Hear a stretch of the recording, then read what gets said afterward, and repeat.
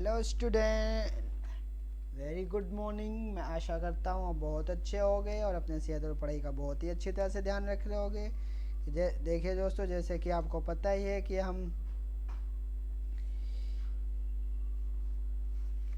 इस चैनल पे एक इकोनॉमिक्स की सीरीज चला रहे हैं जिसमें हम 11th क्लास की पूरी इकोनॉमिक्स A to Z पढ़ने वाले हैं। तो उसी सीरीज को आगे बढ़ाते हुए हम आज इकोनॉमिक्स का भारतीय अर्थव्यवस्था का चैप्टर 4 पढ़ने वाले हैं,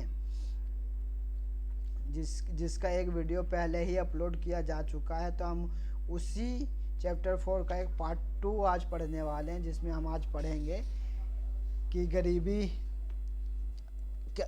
अभी तक हमने पढ़ लिया कि गरीबी क्या होती है तथा उसका निर्धारण कैसे किया जाता था, लेकिन अब हम आगे जो पढ़ने वाले हैं तो गरीबी के मुख्य कारण क्या हैं तथा इससे हमें कैसे छुटकारा मिलेगा या निजात मिलेगा। तो चलिए बिना देरी किए आज का लेक्चर स्टार्ट करते हैं। तो देखिए दोस्तों, जैसे कि आपको स्क्रीन पे दिख ही रहा होगा कि आज जो हम पढ़ने वाले हैं वो यह पढ़ने वाले हैं कि निर्धनता क्यों होती है। हाँ, बहुत ही बेसिक और बहुत ही इम्पोर्टेंट क्वेश्चन है कि हमने पढ़ा गरीबी है, ये है, वो है, बहुत कुछ पढ़ा। अब यही है कि गरीबी क्यों होती है, निर्धनता का क्या कारण है। तो आज हम यही पढ़ने वाले हैं कि निर्धनता का क्या कारण है। देखिए, जैसे कि आपकी NCERT बुक में लिखा हुआ है, समग्र निर्धनता व्यक्तिगत निर्धनता का योग ही है। निर्धनता की व्याख्या अर्थव्यवस्था में व्याप्त इन समस्याओं के कारण भी होती है। तो जो निर्धनता का जो कारण है वो क्या कारण है, वो पहला कारण यह है कि निम्न पूंजी निर्माण। हम सभी काम करना चाहते हैं लेकिन हमारे पास काम ही नहीं है, हम पे रोजगार नहीं। तो निर्धनता का ये भी कारण है पूंजी का, क्योंकि पूंजी का अभाव है, जिस कारण बड़े बड़े उद्योग नहीं लगे, जिस कारण लोगों को रोजगार नहीं मिल पा रहा। दूसरा, आधिकारिक संरचनाओं का भी अभाव। जो संरचनाएं होते हैं, जो एक सिस्टम होता है किसी भी इकोनॉमिक्स को ग्रो करने के लिए, एक सिस्टम का भी हमारी अर्थव्यवस्था में अभाव है।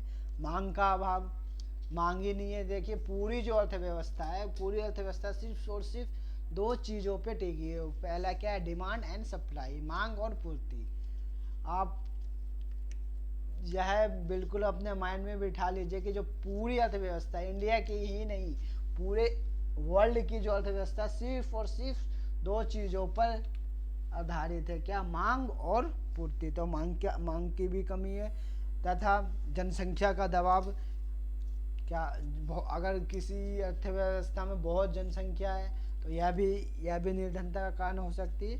तथा समाज कल्याण व्यवस्था का अभाव, तथा ऐसे सिस्टम, ऐसी नीति जिससे समाज का कल्याण किया जा सके, उसका अभाव हो, यह भी निर्धनता का बहुत बड़ा कारण है। तो आई होप अब आपसे कोई ये पूछे कि निर्धनता क्यों होती है, तो निर्धनता की यही मेन कारण है जिससे कोई भी अर्थव्यवस्था निर्धन होता है तथा कोई भी देश गरीब होता है।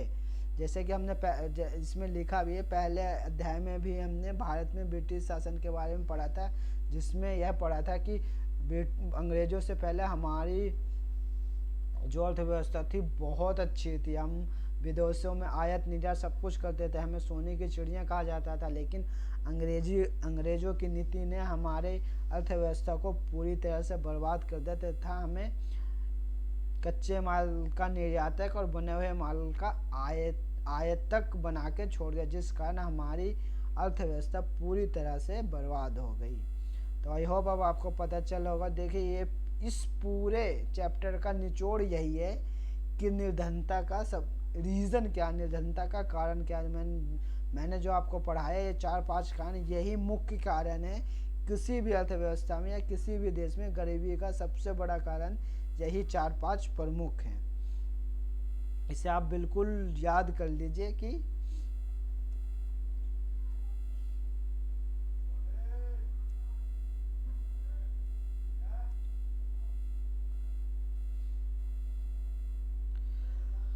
अब एक क्वेश्चन और आपके दिमाग में आएगा कि हमने गरीबी का तो कारण पता कर लिया कि गरीब कौन होते हैं, किस तरह के होते हैं, कितने प्रकार के होते हैं, उनका निर्धारण कैसे किया जाता है और गरीबी का कारण क्या है। अब हम इसके जो इस चैप्टर में एक और क्वेश्चन हमारे दिमाग में यही बनता है कि अगर कोई देश या कोई अर्थव्यवस्था गरीब है तो उसे किस तरह गरीबी से निकाला जा सकता है। तो किसी भी अर्थव्यवस्था को गरीबी से निकालने के लिए सबसे बड़ा अहम रोल जो अदा करती है, जो अहम रोल है वो सरकार का होता है कि सरकार ऐसे कार्यक्रम चलाए, ऐसे योजनाएं बनाए जिससे लोगों का, समाज का यानी सरकार का जो पूरा का पूरा फोकस हो सामाजिक कल्याण पे हो। ऐसे वो नियम बनाए जिससे लोगों का कल्याण हो तथा लोगों को यानी जनसंख्या को ज़्यादा से ज़्यादा रोजगार मिले। तो मैं अब इसका निवारण भी बता देता हूँ। इसके लिए सरकार ने प्रयास भी किए हैं। हमारी सरकार ने सबसे पहले पंचवर्षीय योजना का प्लान लेके आए कि उन्होंने एक प्लान बनाया जिसमें उन्होंने 5 वर्षों में उन्हें क्या क्या अचीव करना है उसका एक प्लान बनाया। इसे ही हम पंचवर्षीय योजना कहते हैं। और ये जो पंचवर्षीय योजना है किसके मॉडल पर आधारित है, तो यह पंचवर्षीय योजना हमने रूस के मॉडल से लिया है। तो यहाँ से भी आपका एक क्वेश्चन बन जाता है कि पंचवर्षीय योजना कहाँ से लिया गया है, तो पंचवर्षीय योजना रूस के मॉडल से लिया गया। तो सरकार ने पंचवर्षीय योजना चलाई है और सरकार ने बहुत सारे शिक्षा के कार्यक्रम चलाए हैं तथा शिक्षा का विकास किया है जिस कारण लोग शिक्षित हुए हैं और हमारी अर्थव्यवस्था धीरे धीरे ग्रो कर रही है।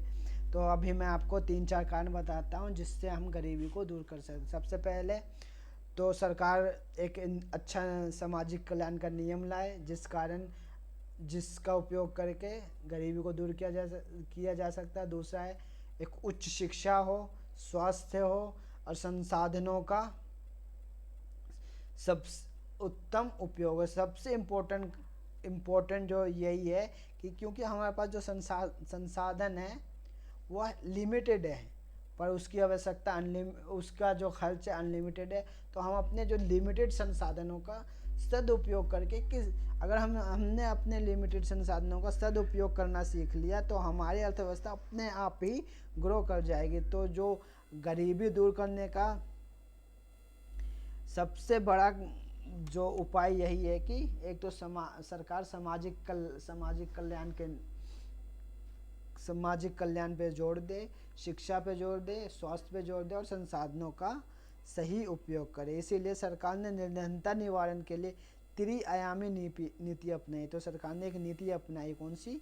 त्रिआयामी नीति अपने। पहली समृद्धि आधारित रणनीति है। यह इस आशा पर आधारित है कि आर्थिक समृद्धि के अर्थात घरेलू उत्पाद, सकल घरेलू उत्पाद और प्रति व्यक्ति आय में तीव्र वृद्धि होगी। तो सकल घरेलू उत्पाद क्या होता है? जीडीपी, जिसे हम जीडीपी कहते हैं। तो जीडीपी का मैं आपको डेफिनेशन भी बता देता हूँ। एक वित्तीय वर्ष में घरेलू सीमा के अंदर अर्जित की गई कुल आय को हम जीडीपी कहते हैं। जैसे मान लीजिए ये हमारी घरेलू सीमा है और इसके अंदर जो भी लोग हैं, जो भी वो कमाते हैं और उनके कुल योग को हम जीडीपी कहते हैं। तो अब आपको समझ में आएगा कि जीडीपी क्या है।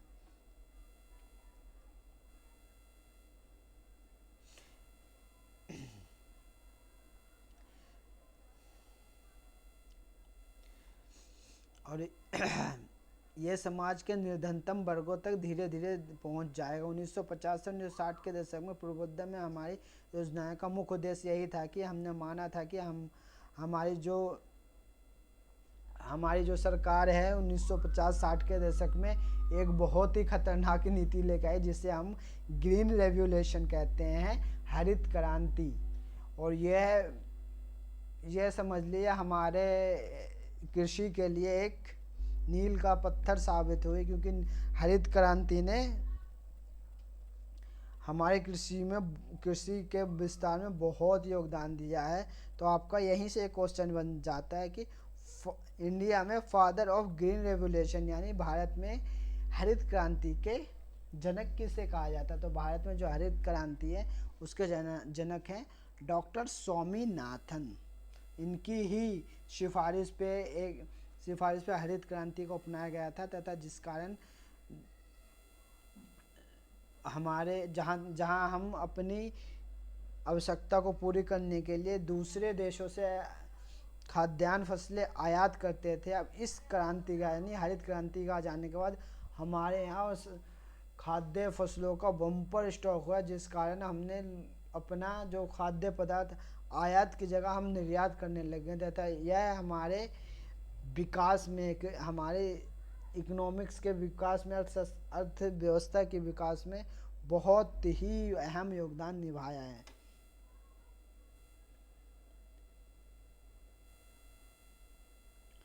और इसी कड़ी में एक और बहुत ही खतरनाक कार्यक्रम सरकार ने चलाया था, पीएमआरवाई जिसका है रोजगार योजना, प्रधानमंत्री रोजगार योजना, जिसे इस योजना के तहत, जिसे अब हम मनरेगा के नाम से जानते हैं, पहले इसे हम प्रधानमंत्री रोजगार योजना के नाम से जानते थे, लेकिन अब यह मनरेगा होगा, जिसमें यह तय किया गया है प्रत्येक वह व्यक्ति, ग्रामीण व्यक्ति जो काम करने के लिए इच्छुक है, उसे 100 दिन का रोजगार सरकार उपलब्ध कराएगी। और यह जो मनरेगा है यह भी हमारे लिए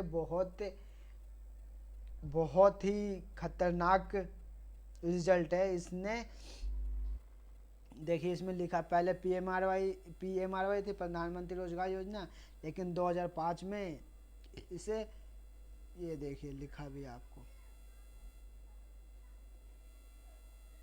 2005 में से संशोधन करके क्या कहा, महात्मा गांधी राष्ट्रीय ग्रामीण रोजगार गारंटी योजना। इसका अर्थ यह है कि प्रत्येक ग्रामीण परिवार को 100 दिन का रोजगार देने की जिम्मेवारी राज्य की है, जिस कारण जो लोग काम करना चाहते हैं उन्हें 100 दिन का रोजगार सरकार देगी। और यह बहुत ही सफल हुआ तथा करोड़ों लोगों को इससे रोजगार मिला है तथा जो उन्होंने अपने जीवन यापन में इसके तहत बहुत वृद्धि करी है। तो आई होप अब आपको पता चल गया होगा कि सरकार ने भारत में गरीबी दूर करने के लिए बहुत सारे कार्यक्रम चलाए हैं। इन्हीं कार्यक्रमों का एक समीक्षा करते हैं। निरंतर निवारण कार्यक्रम एक समीक्षा। स्वतंत्रता के बाद निरंतर निवारण के प्रयास बहुत किए गए हैं, जिस कारण भारत में गरीबी, कुपोषण, निरक्षरता तथा स्वास्थ्य के सुविधाओं को बहुत बढ़ाया गया है तथा हमारे देश से गरीबी को दूर करने की कोशिश की गई, जैसे कि अभी आपने ऊपर पढ़ाई है। और इसी में एक इम्पोर्टेंट टॉपिक ये भी है, वर्ष 2014 में हमने प्रधानमंत्री जन धन योजना, यह एक ऐसी योजना है जिसके तहत प्रत्येक भारतीय का एक बैंक अकाउंट होना चाहिए, जिसे आधार से लिंक होना चाहिए। यह इतना बड़ा कार्यक्रम है कि इसने कुछ ही टाइम में बहुत लगभग 40 से 50 करोड़ खाते खोल दिए, जिससे गरीबों वह भारतीय जिनके पास अपना बैंक अकाउंट नहीं था, इस योजना के तहत उन्होंने अपना बैंक अकाउंट खोलाया तथा सरकार से मिलने वाली सभी वित्तीय लाभ उनके अकाउंट में डायरेक्ट ट्रांसफ़र की जाती है। इसे हम प्रधानमंत्री जन धन योजना कहते हैं, जो 2014 में लाया गया था।